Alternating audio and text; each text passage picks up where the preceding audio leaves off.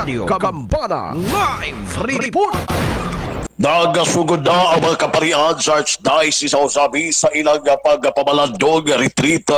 Sugod na kagapong adlaw din gihimo kini dito sa Sugbo ang mga kaparian sa lokal nga simbahan sa Archdiocese sa Usabi sa din mukabat ngadto sa 40 kapin ka mga kaparian dinhi sa lokal nga simbahan sa Usabi ang naa karon sa Sugbo alang sa pagpahigayon sa maong retreat o pagpapalandong din ang mga parokya o iuman mga nagkadaiya nga mga parokya sa Archdiocese sa Usabi sa ang walay mga pari tungod sa pagpahigayon sa maong pagpapalandong.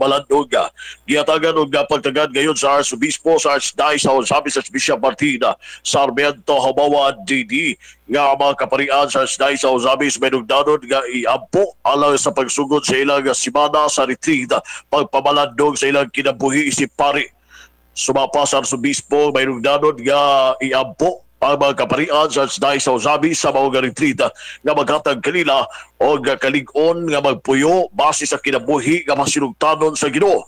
Gipahig sa Arsobispo Archbishop Martin Sarmiento Habawa DD nga naghagyo kini o mapag-ampo ngadto sa mga batuon alang sa gimong pagpamalandong sa mga kaparian nga mahimo unta silang magmatinud-anon sa ilang pagkapari nga nagpuyo sa kasing-kasing o gunahuna ni Ginoong Jesus o ang ilang kinaya nagmantala sa Ginoo. Aniya ang payag sa Arsobispo paghangyo sa mga katawhan nga iampo ang mga kaparian nga mihimo karon sa ilang pagpamalandong o retreat sa Sugbo o sa kasimanang retreat aron nga mahimo silang musuod pa mula may ilang pagtuo nga pinasi sa kineya huda-huda kasing-kasing ni Jesus. Ako ta kamong hangyoon nga itong iampo ang atong mga kaparian nga sugod karon mag-retreat ngadto sa dakbayan sa Sugbo.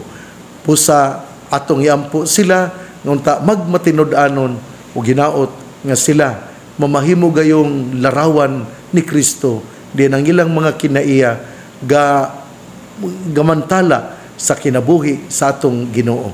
Iampo ang mga kaparian sa Archdiocese sa Usamis, iampo usab nato ang mga kaparian sa Diocese sa Pagadian nga mohimo usab sa ilang retreat sa sunod nga semana.